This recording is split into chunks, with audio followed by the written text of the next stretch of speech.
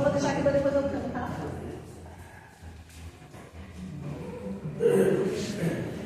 Estou muito feliz com a presença de todos vocês aqui, né? Hoje algumas pessoas diferentes aqui com nós também.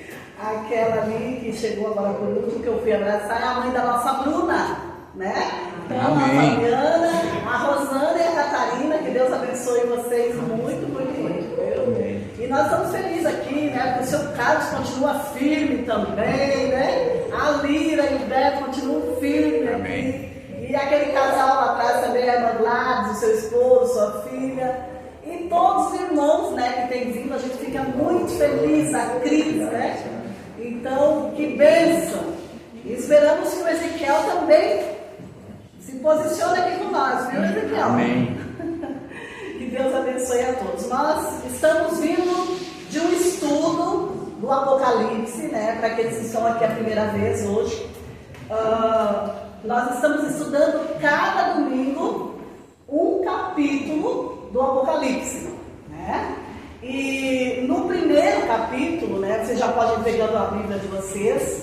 No primeiro capítulo a gente estudou a apresentação do livro, o qual Deus deu a Jesus, Jesus deu ao anjo, o anjo passou a João e João passou às igrejas, até chegar em nós.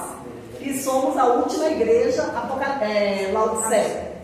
Depois do capítulo 2 e o 3 foram essas cartas, né, que o apóstolo João escreveu da ilha, uma visão que ele teve. Ele escreveu essas cartas e enviou às igrejas que estariam representando o povo de Deus ao longo das eras. Então, cada igreja que nós passamos ali por Éfeso, Esmirna, né, Tiatira, Pérgamo, Laodiceia, Sardes, representa um período do povo de Deus ao longo da história. Não que existisse só essas igrejas na Ásia, mas Jesus escolheu aquelas que tinham os mesmos problemas, se identificavam muito conosco, né? Então Jesus escolheu ali aquelas igrejas que estariam representando, num período de tempo, o povo de Deus. A fidelidade, a infidelidade, a mornidão, o trabalho, né? O desapego, deixando o primeiro amor. Então, por todas aquelas fases que o cristão passa, Deus escreveu uma carta para nós ali através de João. No capítulo 4, nós vimos ali, fomos convidados a estar louvando, né, vendo o trono de Deus, a sala do trono de Deus, no capítulo 4, e toda a glória que está em volta de Deus. E nós sabemos que toda a guerra, do conflito cósmico, ele se dá em torno de uma adoração, né? Tudo resume a adoração. No capítulo 5, nós encontramos o quê? Jesus entronizado, né? Jesus, ninguém era digno de abrir o livro que estava na mão de Deus, um livro selado por 7 selos. Ninguém era digno de abrir. Quando João olha, ele viu entrar, né, alguém alguém falou que o leão da tribo de Judá venceu e estaria ali para abrir o livro. Quando ele se volta para ver, ele não vê um leão, mas ele vê um cordeiro, identificando Cristo, porque foi através do sacrifício de Cristo na cruz do Calvário que deu possibilidade de Jesus estar abrindo os livros, os selos para nós. E hoje, no capítulo 6, né, nós ainda temos uma boa jornada pela frente. Nós vamos ficar estudando aqui praticamente uns 3, 4 meses, porque são 22 capítulos e nós estamos recém no capítulo 6. E é um capítulo só por domingo, para que entre a mensagem na memória, para que, né, nós possamos aprender. Então você pode abrir a sua Bíblia no capítulo 6 e nós vamos estar orando e vamos dar início à leitura.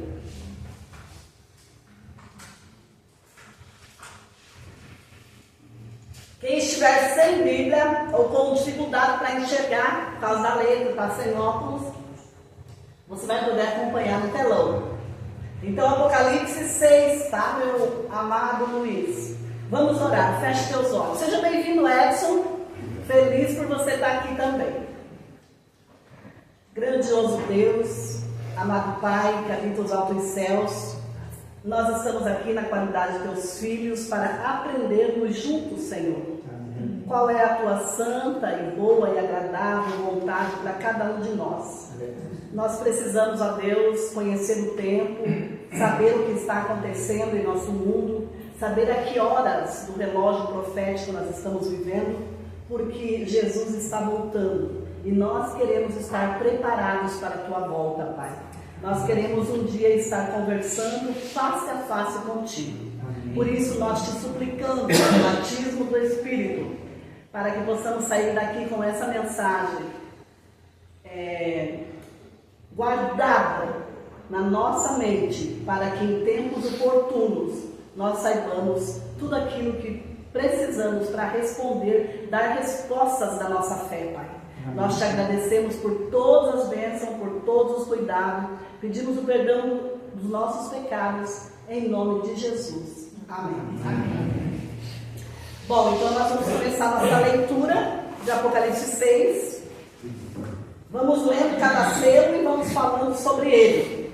O capítulo 6, irmãos, ele é uma ampliação. A profecia, ela sempre vai se ampliando.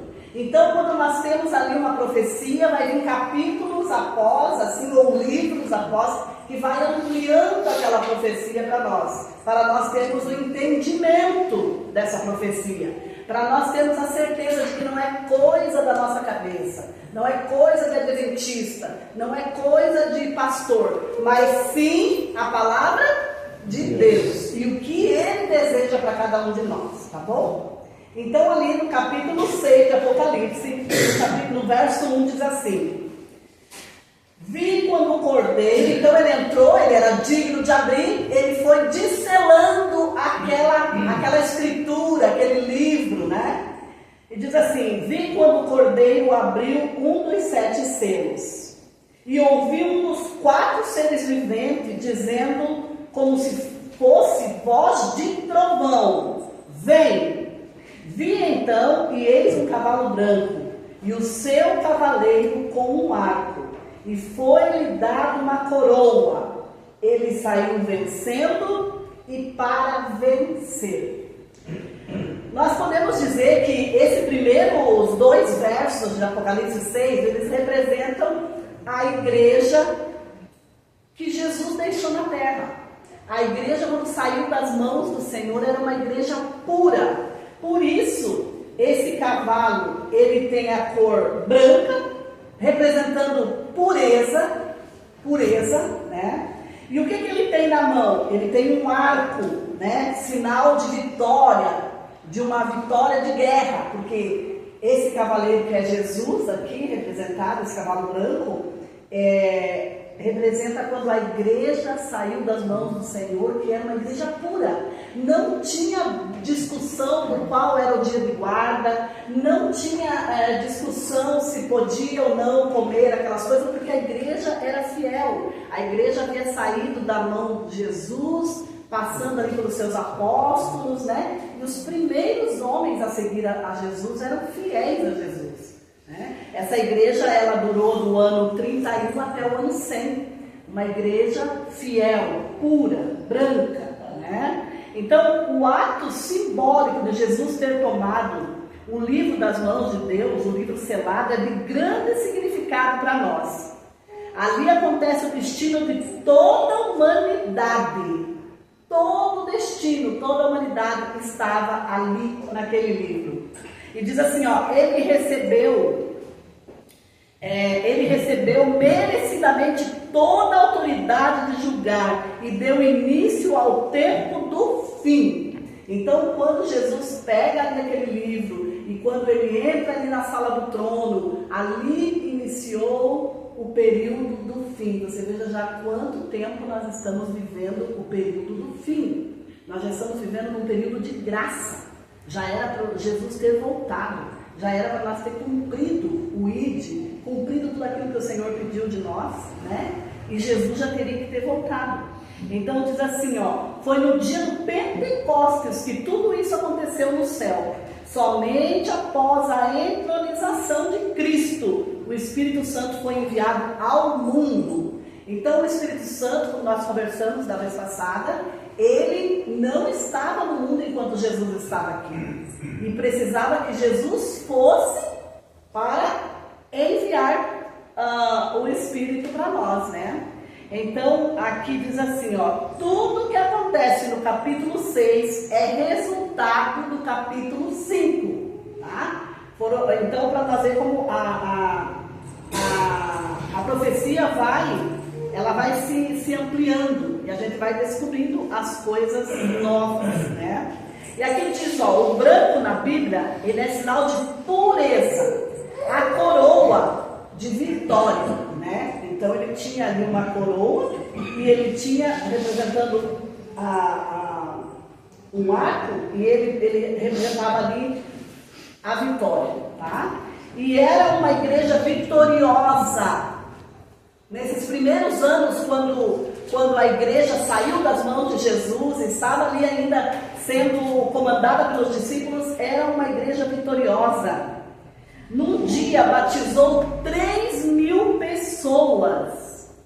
Depois, num outro sermão feito, 5.000 pessoas. E tomou conta de todo o império. De todo o império. Veja bem, hoje, né, a gente estuda. Às vezes nós precisamos dar estudo para 10 pessoas. Para que, quando muito, 3 tomem a decisão. Então, se você tem a vontade que alguém se batize, você pegue 5 pessoas, 4 pessoas para você estudar, né? Porque hoje nós temos que lutar para que as pessoas tomem decisão ao lado de Deus. E o que nós estamos fazendo? Nós estamos estudando para que as pessoas vejam. Quando as pessoas compreenderem o livro do Apocalipse, nós compreendermos, porque eu estou estudando junto com vocês. Quando nós compreendermos as profecias e tudo que envolve a volta de Cristo, não tem como nós não tomarmos decisões ao lado do Senhor. Porque nós não temos para onde... Fala, Vivian. Começando é que a gente deve lutar pelas pessoas para estudar. E como é que é essa luta? Não entendi. Você disse que a gente deve lutar pelas pessoas para tomar decisão. Sim. De que maneira a gente pode... Orando. A gente luta por cada um orando. Então saiba que se você está estudando conosco, você faz parte dessa classe ou em casa, você é alvo das nossas orações. Porque nós estamos clamando dia e noite pela tua vida, pela tua salvação, pelo teu encontro com Cristo, assim como nós queremos também ser salvos, né? Porque nós estamos aqui lutando por nós mesmos e nós estamos lutando também pelo outro.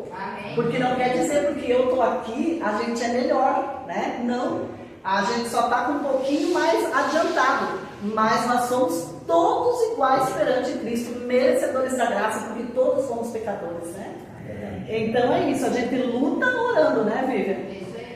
Então aqui o primeiro selo, nós podemos compará-lo com a igreja de Éfeso, tá? O mesmo período do ano 31 depois de Cristo até o ano 100, a igreja era aquela igreja que estava triunfante, que Jesus chama esse cavaleiro e diz vem, e esse cavaleiro entra e vem representando que essa igreja ia deslanchar ali por um bom período de vitórias, tá bom? Então no primeiro século a igreja chegou a ter 6 milhões de membros. Olha como as pessoas trabalhavam com afinco, espalhados pelo vasto império romano. O povo era fiel à palavra de Deus. Os ensinamentos de Jesus haviam internalizado na mente das pessoas. Os discípulos viviam de tal forma que as pessoas se convenciam com facilidade do Evangelho, né? Uma das coisas que hoje as pessoas têm dificuldade de confiar na igreja, porque que julga todas as igrejas iguais, que não é digna de confiança, se é cristão, coloca tudo num balaio, né? E ali é analisado como num olhar só, não faz distinção. Mas quando você começa a estudar conosco, quando você começa a aprender as verdades, as doutrinas que regem essa igreja, e que a nossa regra de fé é somente a palavra de Deus, você aprende a fazer essa distinção, a confiar, né? E se render aos apelos do nosso Pai Celestial. Né? Os membros eram os apóstolos, eram pessoas que haviam aprendido o evangelho do próprio Cristo. Né? Imagina Cristo pregando por aí, quantos não se converteriam, né? Quantos não se converteriam? E diz assim, ó, então por isso um cavalo branco, um cavalo vitorioso.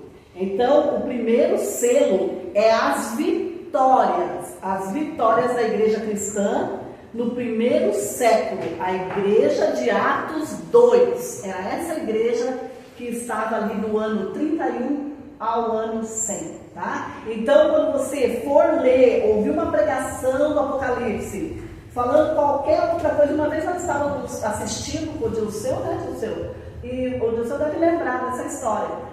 Um pastor pregando aqui esses 4 cavalos, que eram o cavalo branco, o preto, o vermelho e o amarelo, e ele ensinando para aquelas pessoas que isso era as fases do casamento. Então as pessoas não pegam a história às vezes, não se interam do assunto, né? E falam coisas, e quantos não confiaram? E agora, como tirar da mente dessas pessoas, né? Essas palavras, como que tira? É difícil. Então nós precisamos saber o que nós estamos estudando, com quem nós estamos estudando. Então esse é o nosso primeiro cavalo. Ele é branco, representando a pureza, uma época em que a igreja era fiel. Ele saiu para vencer, tá? Então agora vamos ver o segundo cavalo, que é o segundo selo, né?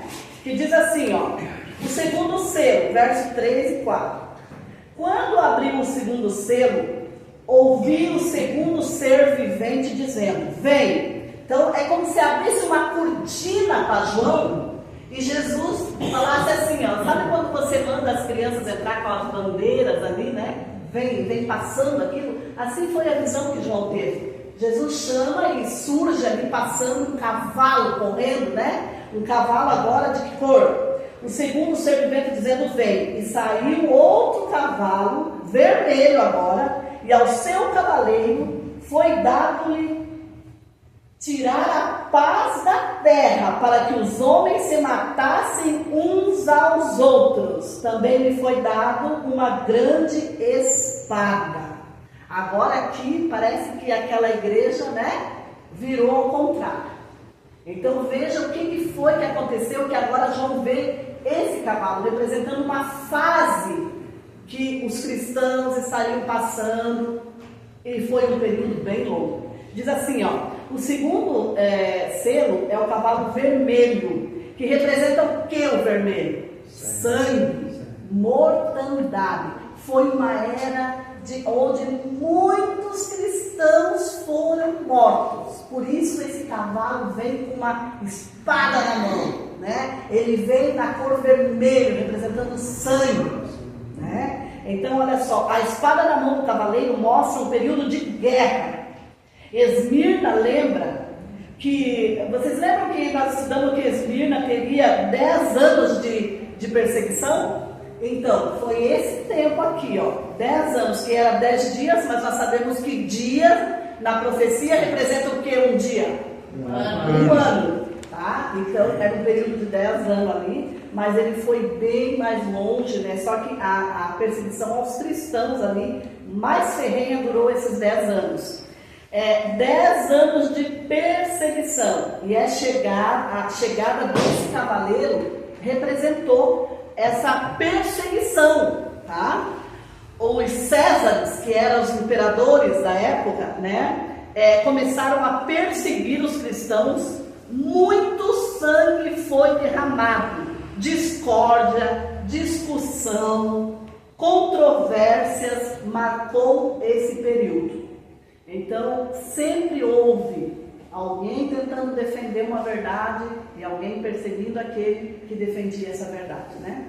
Então, essa igreja ela foi do ano 100 ao ano 313, tá? Então, você veja bem quanto tempo durou, né? Em 313, Constantino assinou um decreto fazendo parar as perseguições, devolvendo as propriedades aos cristãos que haviam sido confiscadas.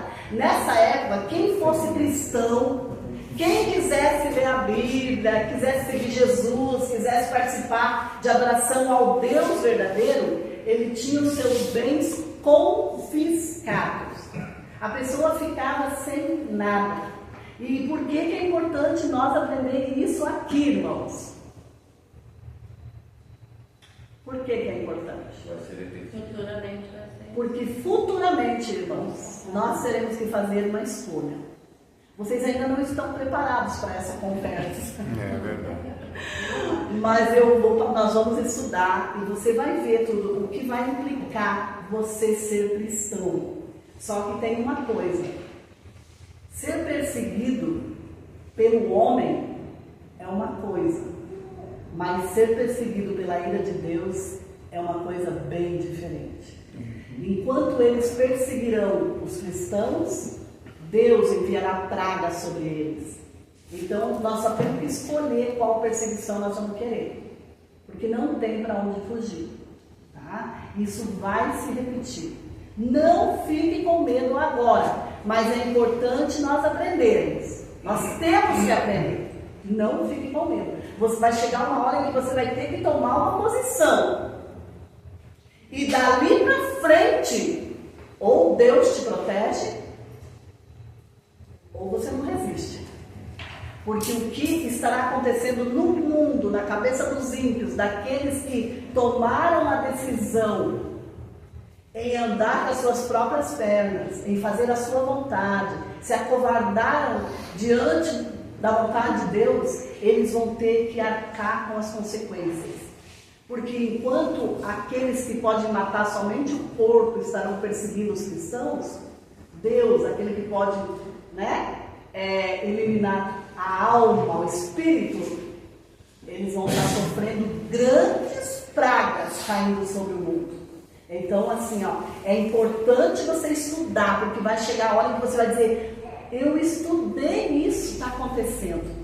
Vai chegar. Você crendo ou não, você se preparando ou não, vai chegar. Então, chegue sabendo, né? Então, aqui diz assim, que eles eram confiscados dos seus bens, né? E foi colocado a religião cristã como a religião oficial do império. Então, Constantino, depois dessa matança, depois dessa mortandade, esse cavalo vermelho está acabando a fase dele, esse imperador assinou um decreto, onde ele devolvia a liberdade religiosa, devolvia os bens para as pessoas e fez da igreja, da religião cristã, a religião oficial daquela época, né? Mas por quê? Porque ele uniu política com o quê? Com igreja. E essa união nunca resulta em boa coisa. Política e religião são duas coisas bem distintas que não podem se envolver. Porque chegará o tempo em que o poder religioso, juntamente com o poder civil, com esses poderes que dominam o mundo, eles se unirão e o que eles falar virá lei. Né? Quer fazer uma coisa virar lei? Se una ao Estado. Então, religião e Estado é perseguição na certa, né? Agora vamos para o terceiro cavalo. Agora vem o cavalo, terceiro selo. Quando abriu, é o verso 5, tá? Quem está com as suas Bíblias, quem não está? Quando abriu o terceiro selo, ouvi então o terceiro ser vivente dizendo: vem, novamente se abre uma cortina, João vê ali, Jesus chama aquele cavaleiro e ele entra.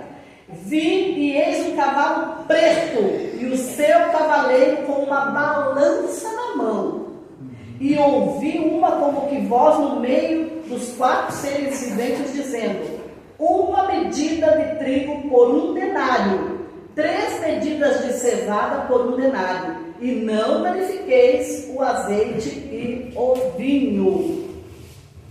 Então aqui o terceiro cavalo é o cavalo preto, tinha uma balança na mão, né? Sinal do quê? De impureza, corrupção.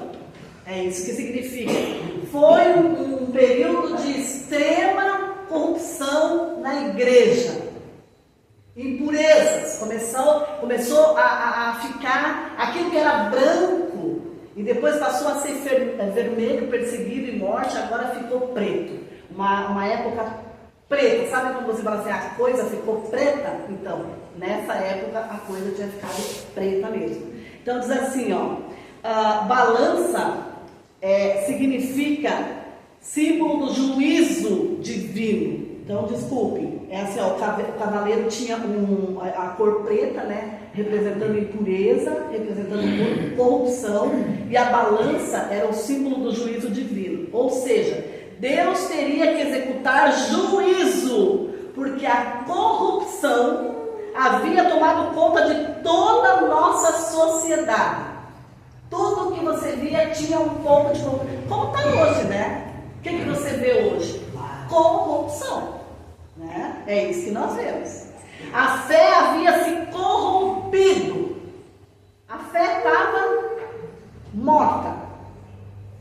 E no período desse cavaleiro, o bispo de Roma, ele começa a dominar. E foi uma época de fome, de miséria espiritual. Não era fome de comida, era fome da verdade, da palavra de Deus. Da palavra de Deus. Ninguém mais podia confiar no que estava sendo dito, né? Ali, quando fala que trigo era o alimento dos nobres, tá? Trigo era o alimento dos nobres. E o trigo representa a palavra verdadeira, a palavra pura, né? Cevada era o alimento dos pobres, da plebe.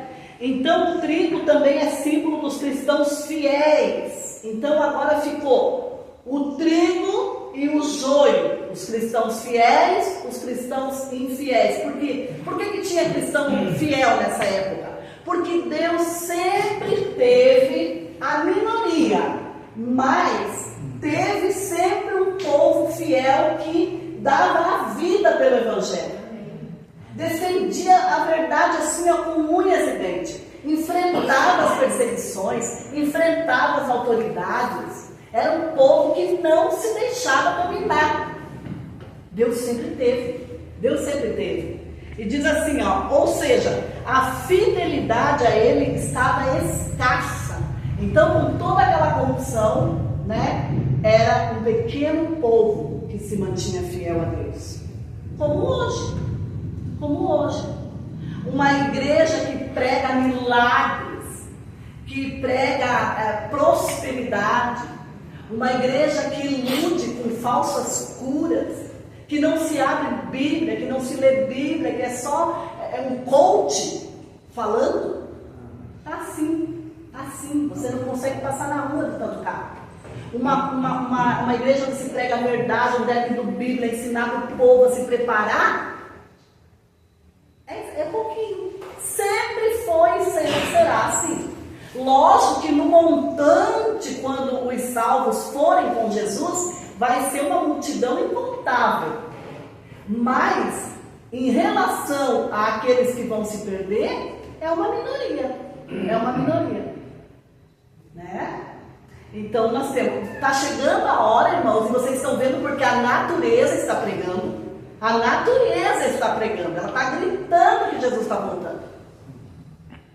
Chegará um dia que nós teremos que fazer uma escolha na nossa vida. Ou nós tomamos uma posição, uma decisão ao lado de Deus, ou nós vamos ter que ir para o tribunal sozinhos, sem advogado. Né? E qual é a chance de nós ganharmos? Nenhuma. Falar a verdade. Oi? Falar a verdade. Falar a verdade, muito bem. Falar a verdade. Nós temos que pregar a verdade, viver a verdade. A verdade. Então diz assim, ó. Não é. É verdade.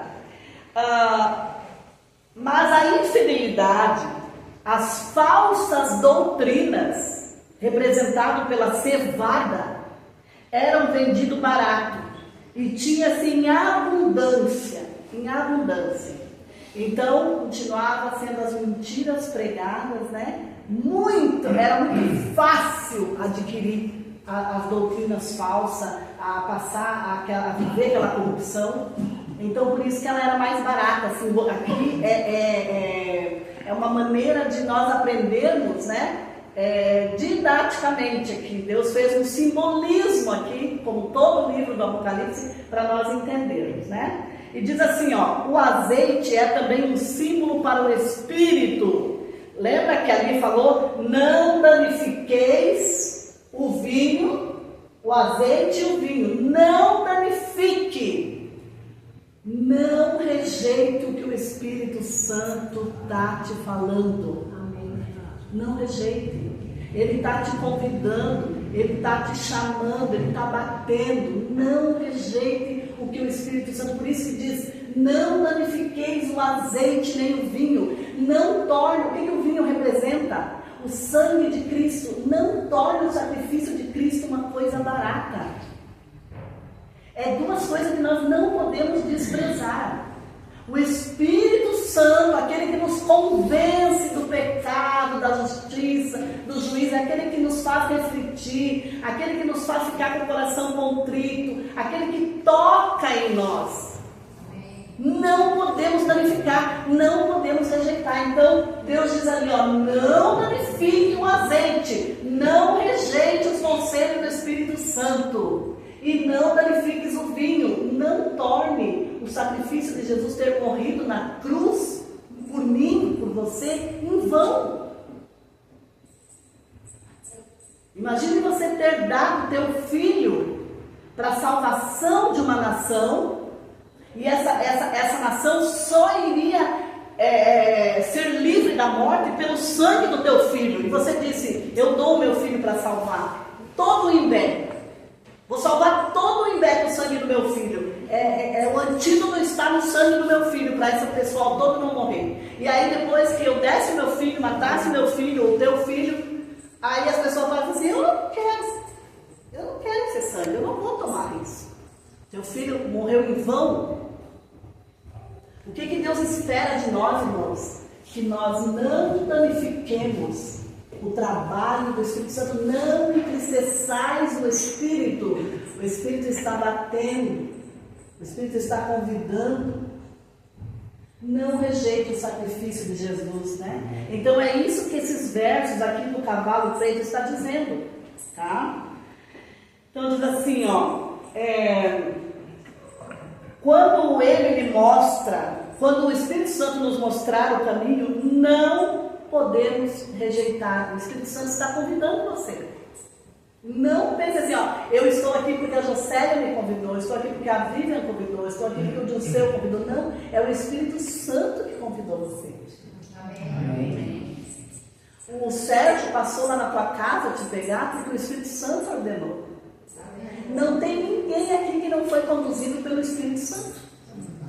Ninguém. Nem eu, nem o seu, nem o Astrogil, ninguém. É o trabalho do Espírito Santo nos trazer, nos atrair para Jesus. Ele nos atrai. Tá? E diz assim, ó. O vinho, né, como eu já falei, simboliza o sangue de Cristo, ou seja, o sacrifício de Cristo não pode ser menosprezado. É isso que quer dizer esses versos da Bíblia, tá? Essa é a advertência do terceiro cavaleiro. O terceiro selo, ele corresponde à igreja de Pérgamo. Se você depois voltar lá na Bíblia e quiser ler ali em Apocalipse 3 e 2, você vai encontrar essas fases na igreja. Agora veio nos selos. Deus trabalha com uma série de 7. Então nós temos as 7 igrejas, os 7 selos, as 7 trombetas, tá? Então nós vamos estudando e você vai aprendendo, e isso é maravilhoso. Não é maravilhoso? Eu acho, dá trabalho, né? Mas é prazeroso você ir descobrindo a luz do Senhor brilhando sobre nós aqui nós aprendendo, podendo tomar uma decisão racional, consciente, né?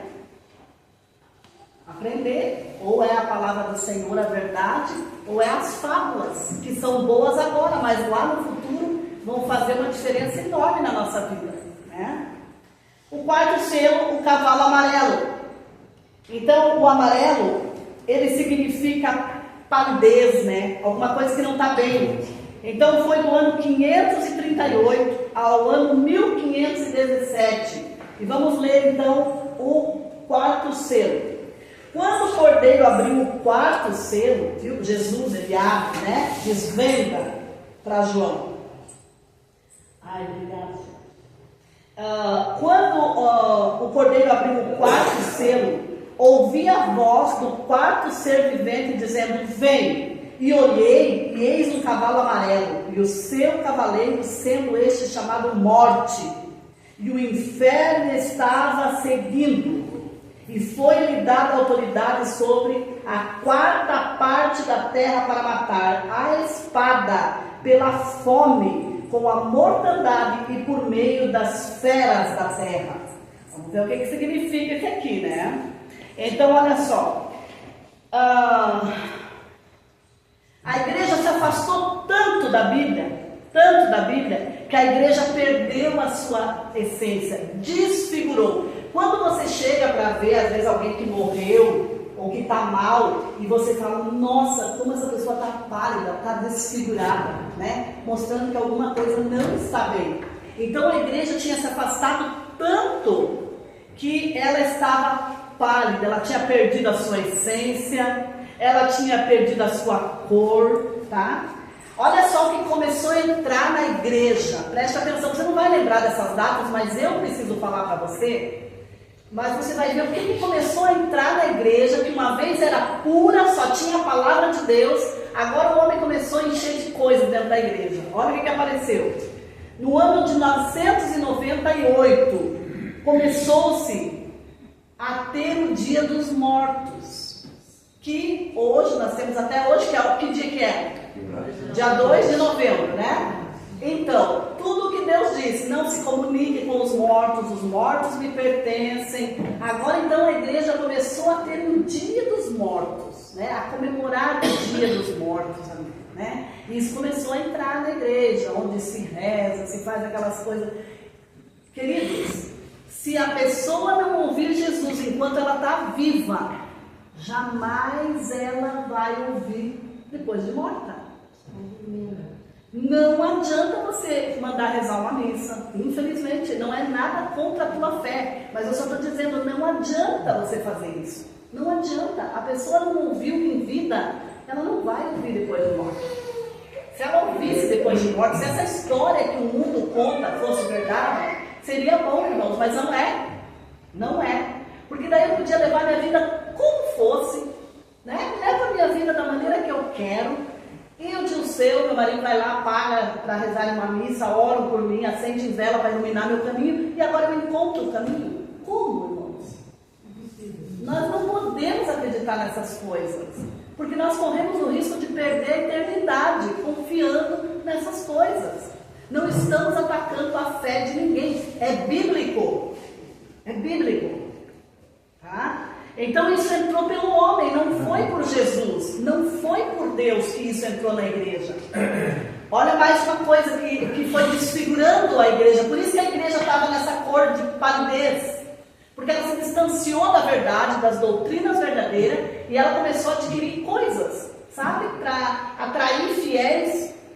Então diz assim, ó, no ano de 1184, a Santa Inquisição, esse tribunal do Santo Ofício, ele começou ali então, consideravam que eles queriam como hereges e matavam essas pessoas.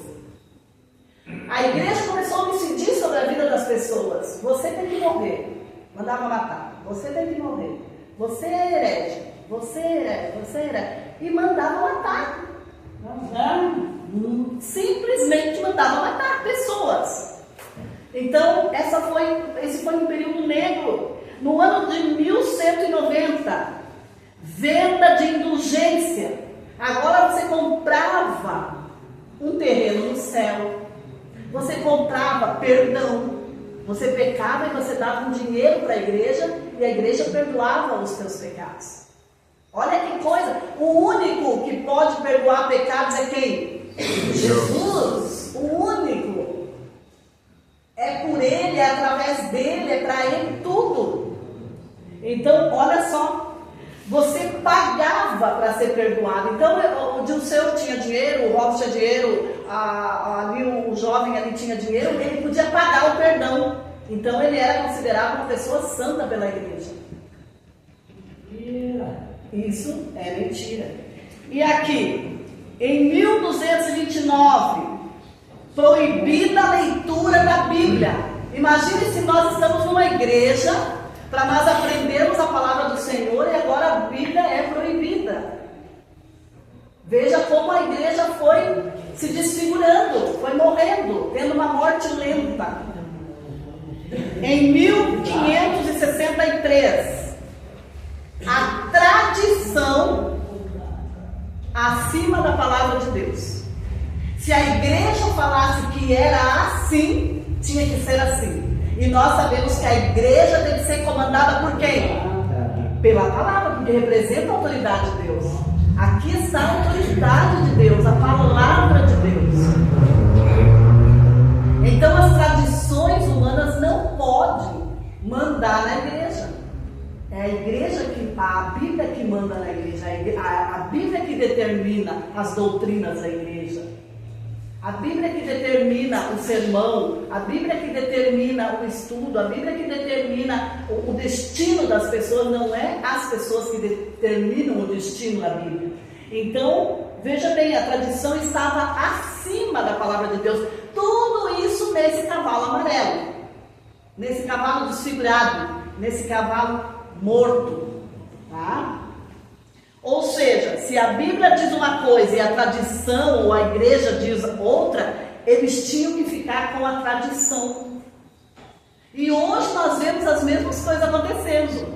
A gente vê vídeos, inúmeros vídeos dizendo que a igreja está acima da palavra de Deus.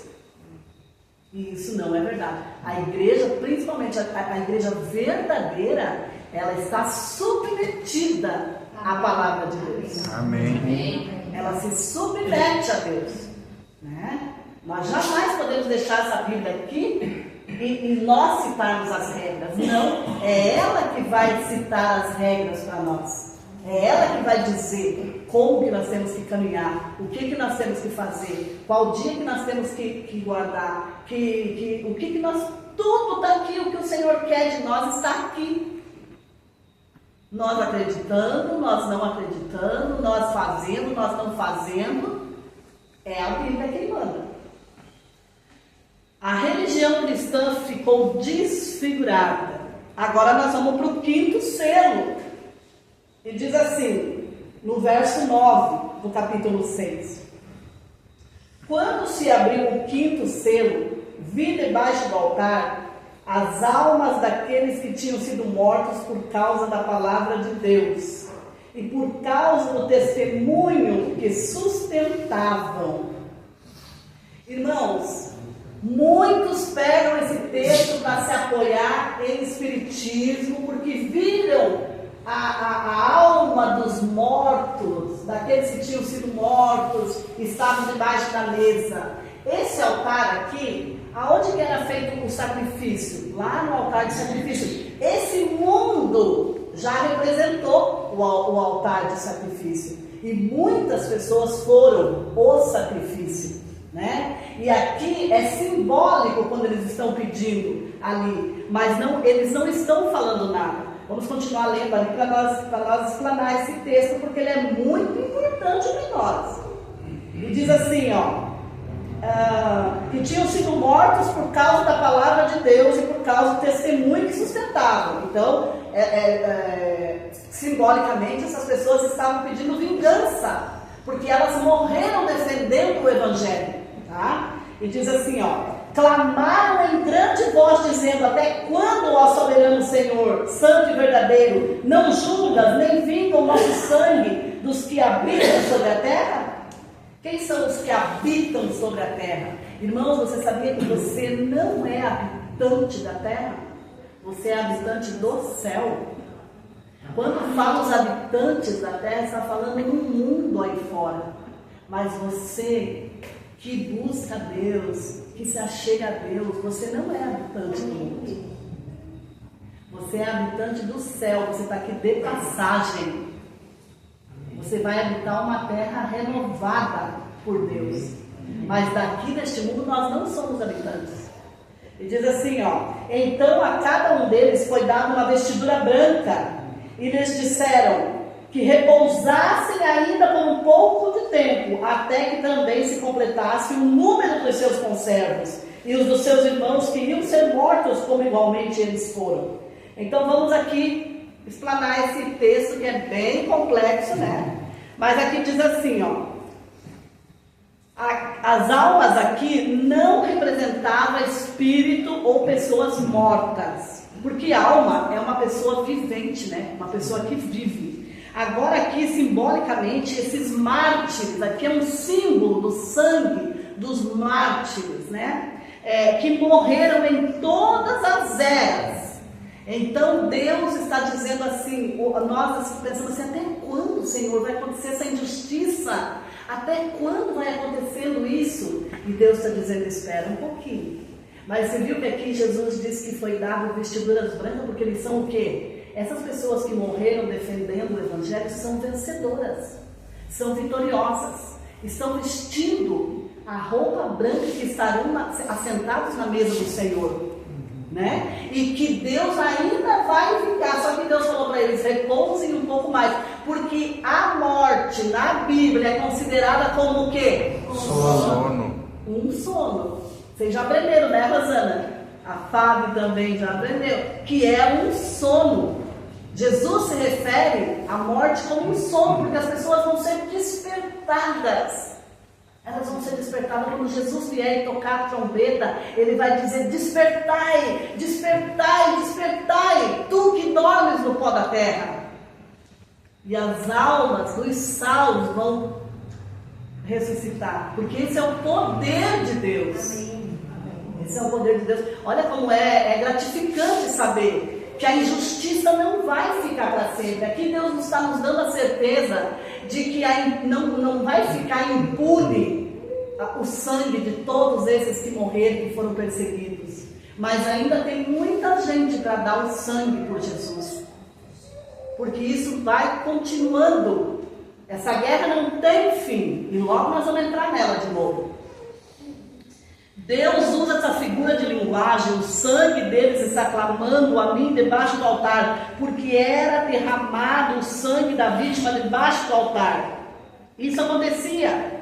Deus responde: foi dado descanso a eles e a certeza que a vingança será feita.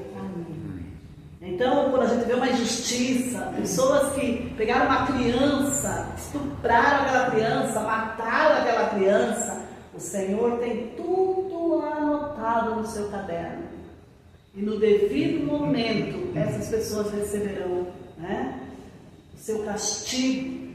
E pode ser até que essa pessoa se arrependeu, e o Senhor é tão nobre e tão grande, que se aquela pessoa se arrependeu amargamente, abandonou aquele pecado e mudou a sua vida, o Senhor perdoa ela. Amém. Mas o Senhor não livra ela das consequências do pecado. A Fábio ainda disse no último estudo, né, Fábio? Ela falou: isso dá até um alívio, saber que essas pessoas vão pagar pelos seus crimes, né? Assim eu creio. Amém, Fábio. Tem que ser. Deus é justo. Deus é justo.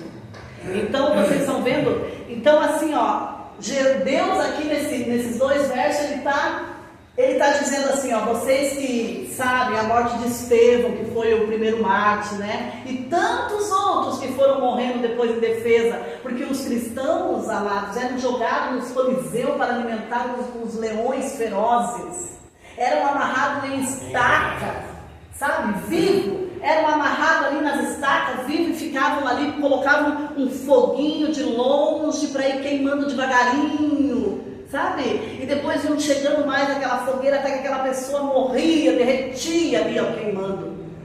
Você vê o que é as pessoas movidas no espírito de Satanás. Elas não têm dó, elas não têm piedade, elas não têm pena. E aqueles mártires, muitos deles morriam cantando hinos. E aquilo, sabe, eles tampavam os ouvidos para não ouvir.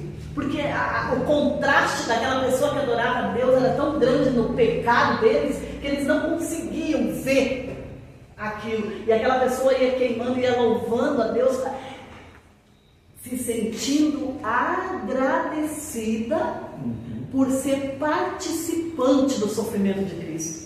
Dizia assim: eu não sou digna de morrer por meu Senhor, eu vou cantar louvores porque eu estou morrendo, né? Hoje quebra uma unha, já sai da igreja, né? Não é assim?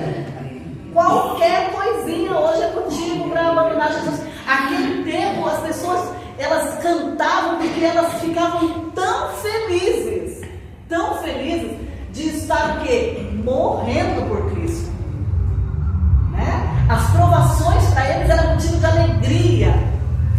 Hoje é um mimimi, um choreto, é ou não é? Qualquer coisa. Então veja como que eram os cristãos que suportaram as primeiras provas para nós hoje. Nós somos que nem um caçula, né? O filho mais velho sofreu na mão do pai, mas o pequeno faz o que quer, né?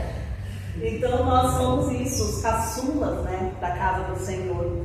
Vamos abrir o sexto selo então com Jesus aqui, que está no verso 12 e 13. Vamos lá? 12 e 13 diz assim: o sexto selo. Vi quando o cordeiro abriu o sexto selo, e sobreveio grande terremoto. O sol se tornou negro como saco de crina, a lua toda como sangue. As estrelas do céu caíram pela terra, como a figueira quando abalada por vento forte deixa cair os figos verdes. O céu recolheu-se como um pergaminho quando se enrola. Então todos os montes e ilhas foram movidos do seu lugar. Os reis da terra, os grandes, os comandantes, os ricos, poderosos, todo escravo, todo livre, e todo livre se esconderam nas cavernas e nos penhascos dos montes, e disseram aos montes e aos rochedos. Espera só um pouquinho. Caí sobre nós e escondei-nos da face daquele que se assenta no trono e da ira do cordeiro, porque chegou o grande dia da ira deles. E quem pode suster-se? Então aqui, esse pedaço aqui, nós vamos ter que pular depois do capítulo 7, nós vamos estudar outra coisa, porque o sétimo selo, ele vai se abrir no capítulo 8.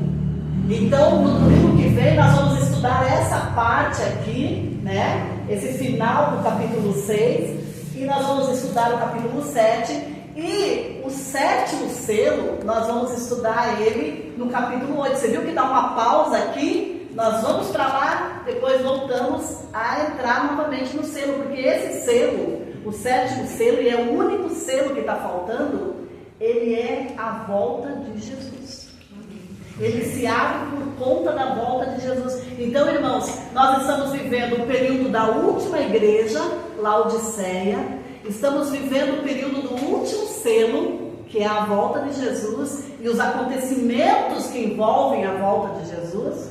E vamos agora dar uma explanadinha aqui nesse capítulo, aqui nesse verso que a gente leu. Na história, esse abalo que teve, volta um pouquinho, Luiz, ali, para nós, aonde os montes, né, caíram, ali, deixa eu ver onde está, no verso 12 e 13.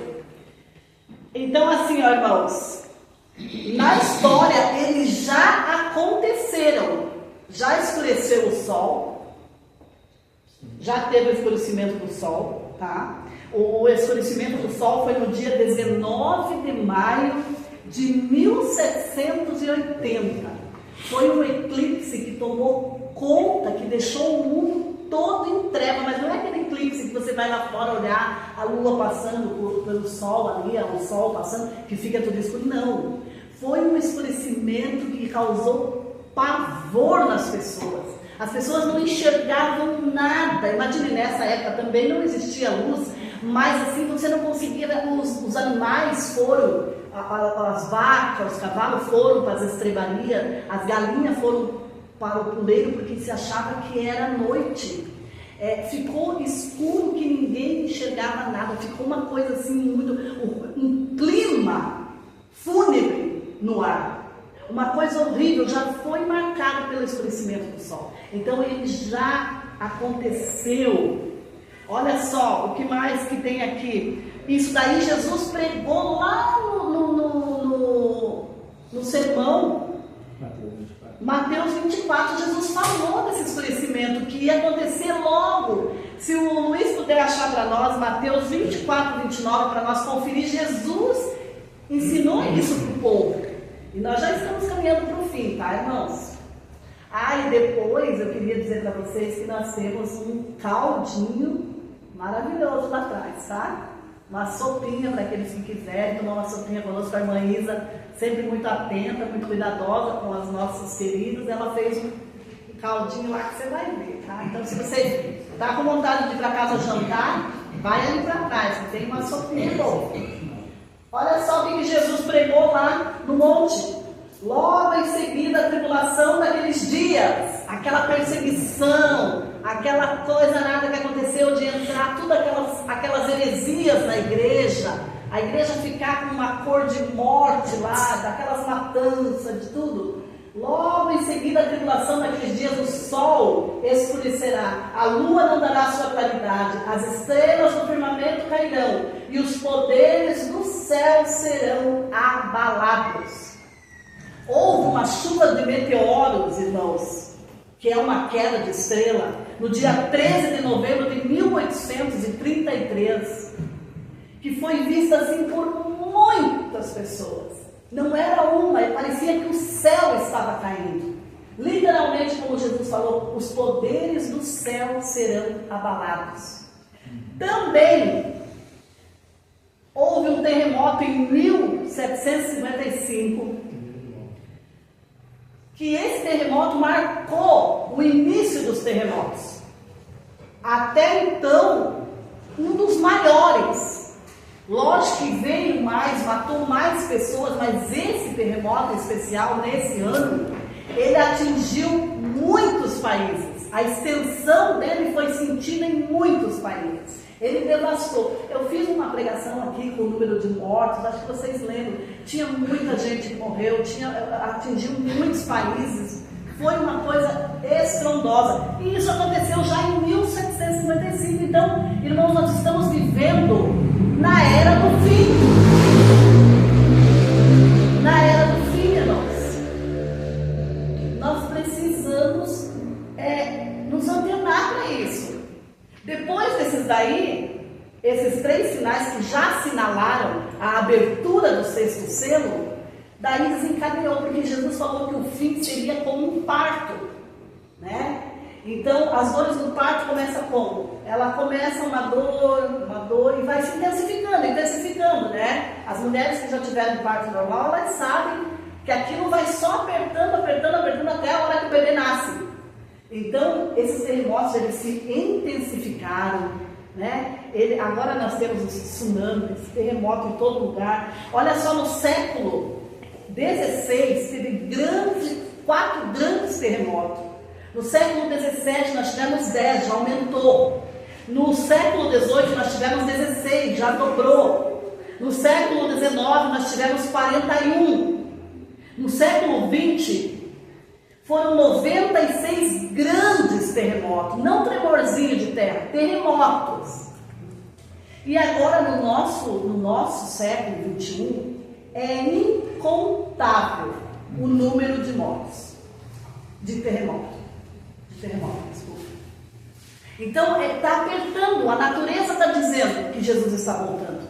Ele disse que a volta do filho seria como uma mulher para dar à luz. E nós temos visto essa dor intensificar. esses maremotos aumentando, esses terremotos aumentando, as guerras aumentando. Nós nunca vimos falar em tantos desastres junto como nós temos visto agora.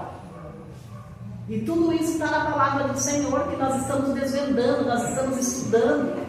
E nós vamos conseguir, em nome do Senhor, chegar no capítulo 22 do Apocalipse e estar preparados, tomando decisões ao lado de Deus. Amém? Amém. Irmãos, nós temos tido, é só você digitar lá no Google, né? Você vai ver o tanto de morte por terremotos. Então, isso já ficou comum. Já não é mais noticiário quando não é de grande escala, né? Já não vai nem para as mídias mais. Então, irmãos, no próximo domingo, nós vamos estudar aqui o que significa os últimos versos ali do capítulo 6, entrar no capítulo 7 e nós vamos estudar os 144 mil selados de Israel. Que muitas pessoas, né, acham que é um número chave ali de pessoas, só esses 144 mil que vão se salvar, não tem mais. E nós vamos ver o que quer dizer esses 144 mil, o que representa. É muito bom, vai ser um estudo maravilhoso também. E nós temos que entender que em todas as fases, Jesus está ao nosso lado. Amém. Em todas as fases, Jesus é quem luta por nós. Eu vou contar uma pequena história que eu não contei, né, no domingo passado aqui para vocês, que ilustra bem o trabalho, né, de Jesus por nós. E havia um pastor, chamava Geraldo Marques. Eu contei essa história? Não. Esse pastor, ele morava ao lado da UNASP, da Universidade da UNASP, lá em São Paulo, da igreja do UNASP, no campus lá, né? Igual o Iacos aqui, ele morava lá.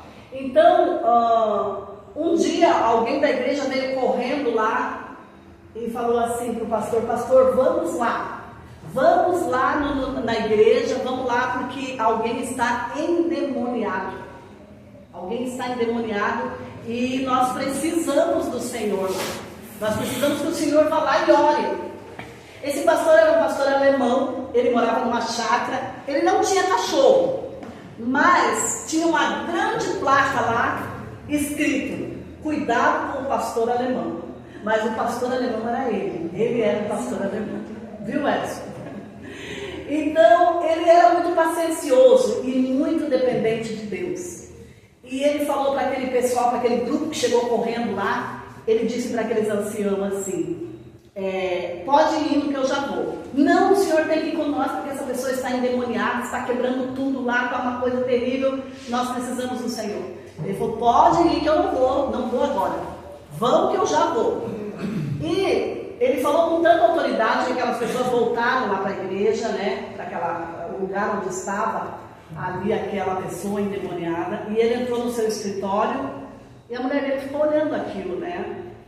E quando vocês pensam que as mulheres não estão vendo o que vocês estão fazendo, vocês se enganam, viu? Nós estamos olhando aqui, mas nós estamos vendo tudo em volta. E ela pegou e ficou olhando. O pastor demorou mais ou menos uma meia hora para ir. E aí, quando ele chegou lá, a pessoa não estava mais endemoniada. Aí as pessoas falaram assim: também o pastor demorou tanto que nem o demônio quis esperar, né? Mas sabe o que aquele pastor estava fazendo? Orando, buscando Jesus. Não lute sozinho, busque Jesus. Ele não foi lá enfrentar o demônio como alguns acham que é fácil, né? Dar uma bicuda na cara do cão, né? Eu vou lá, eu dou um... Não, irmãos, não é fácil.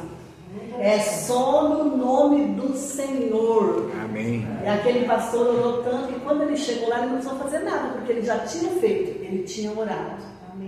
Está com dificuldade para vir, para continuar, está com preguiça de vir, eu não quero ir hoje. Acontece isso quando a gente vai fazer um estudo, não acontece? Hoje eu não vou querer ir, não estou com vontade hoje. Lute contra, chame o Senhor, porque você vai aprender coisas maravilhosas aqui, que Satanás não quer que você aprenda. Então chame Jesus e fala: Senhor, eu quero ir, eu quero continuar. E continue estudando. Amém. Continue sendo orientado por Jesus, para que quando virem essas guerras, essas perseguições, esses problemas, você está firmado na palavra do Senhor. Amém. O Senhor é o único que pode vencer as nossas batalhas. O Senhor é o único. Eu gostaria que o Luiz achasse toque de poder para nós. É somente pelo poder do Espírito. Nós vamos nos colocar em pé. E você vai tomar uma decisão com Deus. Vai dizer: Senhor, eu quero continuar estudando. Senhor, eu quero continuar aprendendo. Eu quero ficar firme. Eu quero ficar forte. Onde tem a letra para nós, tá? Quando começar o instrumental, Luiz, você só abaixa para nós orar, tá?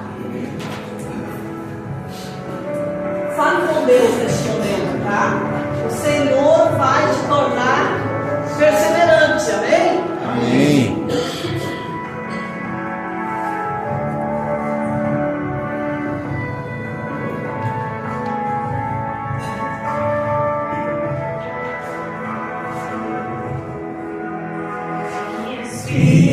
Espírito Santo, vem inundar meu ser, vem Espírito de amor, vem ser meu consolador, vem Espírito, vem Espírito, inspira o meu viver, com teu toque de poder, vem agora libertar em minha vida, alívio e refúgio és para mim.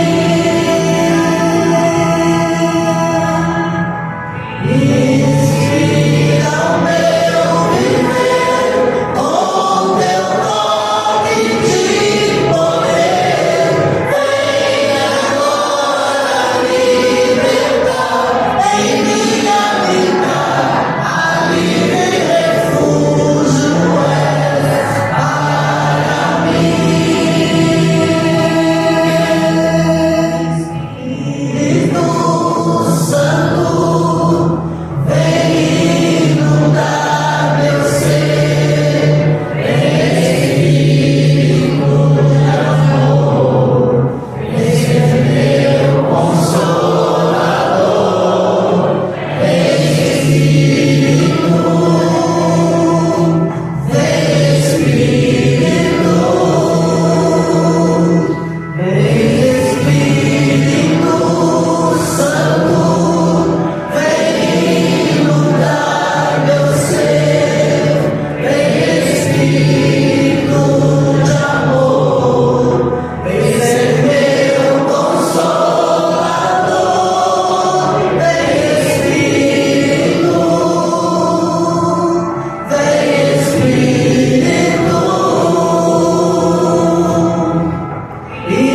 inspira o meu viver, com teu toque de poder, vem agora libertar em minha vida, alívio e refúgio és para mim.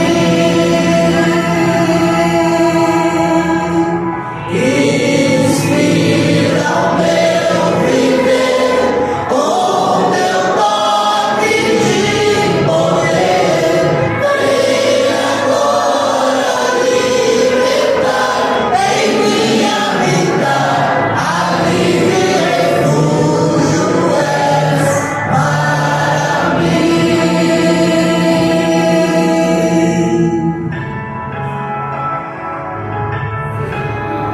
Fale com o Senhor.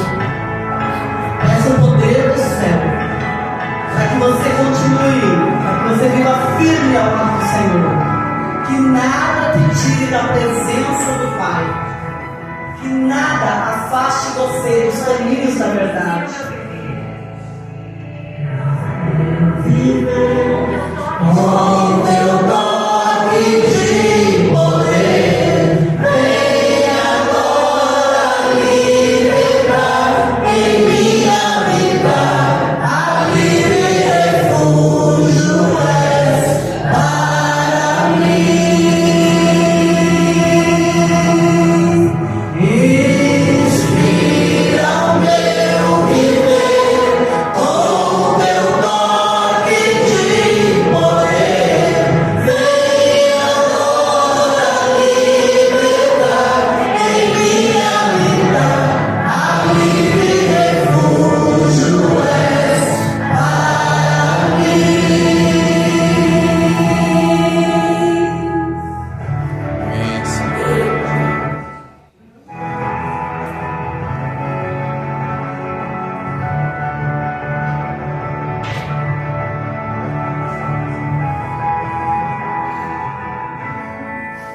Amém? Vamos fechar os nossos olhos, vamos falar com o Senhor. Grandioso Deus, nós te agradecemos, Pai, porque o Senhor nos trouxe até aqui mais um domingo, mais um dia, mais um estudo. O Senhor tem cuidado de nós, tem nos abençoado, dado-nos como viver, dado-nos casa coberta, quentinha, o alimento, condições de ir e vir. O Senhor tem sido até aqui o nosso amparo, a nossa rocha segura, o nosso Deus, a nossa salvação. Nós temos certeza, ó Deus, que quando as coisas se intensificarem, quando os ventos forem soltos, o Senhor nos guardará e nos livrará. O Senhor também nos dará coragem para passar por aquilo que hoje nós pensamos não ter. O Senhor aumenta a nossa fé. A fé é um dom de Deus. E nós te louvamos por isso, Pai. Aumenta a nossa fé. Nos ajuda que nós não sejamos covardes, ó Deus. Que nós sejamos corajosos. Que nós avancemos para frente, para cima, para o alto. Sabendo que estamos do lado do vencedor. Não há poder do inimigo que possa, com a tua ordem, Senhor, que possa fazer com que o Senhor fique menos. O Senhor é maior em poder e graça e misericórdia. Diante do Senhor, quem resistirá? Somente aquele que estiver do teu lado, Senhor. Por isso nos ajuda a enfrentar os medos, que nós possamos lutar contra nós mesmos, porque a vida cristã é uma vida de sacrifícios. Que nós possamos nos dispor a fazer esse sacrifício. Está bom em casa, está quentinho. Tem um programa bom, mas eu preciso estar aqui. Tem um lugar para mim ir, uma festa, um aniversário, mas eu preciso estar aqui. Talvez o desânimo, a depressão, o medo, o pânico, eu não sei o que, possa nos ameaçar, porque nós somos expostos todos os dias, diante de todas as coisas. Mas o Senhor nos livra. O Senhor é quem nos conduz. Por isso, Pai, nos fortalece, para que nós possamos continuar aprendendo. E que nada venha nos pegar de surpresa, porque nós estaremos preparados com o Senhor. Muito obrigado por todas as pessoas que aqui estiveram, ó Deus. Que elas possam ser trazidas pelo Teu Espírito no próximo domingo. Amém. Que possam também vir na quarta, no sábado, ó Deus, mas que não faltem nesse dia de estudo. Que o Senhor abençoe as suas vidas, os seus filhos, os seus negócios, os seus trabalhos, os seus planos. Que o Senhor acampe os seus anjos ao redor da casa de cada um. Amém. Que o Senhor resgate aquele que está fora. Que o Senhor coloque a paz nas famílias que precisam de paz. Que o Senhor restaure o altar do casamento. Que o Senhor restaure a amizade com o filho. Que o Senhor restaure, ó Deus, a alegria de viver e de te servir. Dá-nos a tua graça, Pai. Perdoa os nossos pecados, fica conosco. É o que nós te pedimos, em nome de Jesus. Amém. Obrigado, Jô, por essa palavra tão abençoada, esse estudo tão maravilhoso, esse conhecimento tão especial para nós, não é verdade? Irmãos, quero dizer para vocês que assim, dia 15 agora, nosso pastor vai estar conosco e nós vamos ter uma Santa Ceia. Então, que possamos estar todos presentes então nesse dia 15 para a nossa Santa Ceia. E eu tenho um recado para a irmã Isa. O pastor disse que me convida.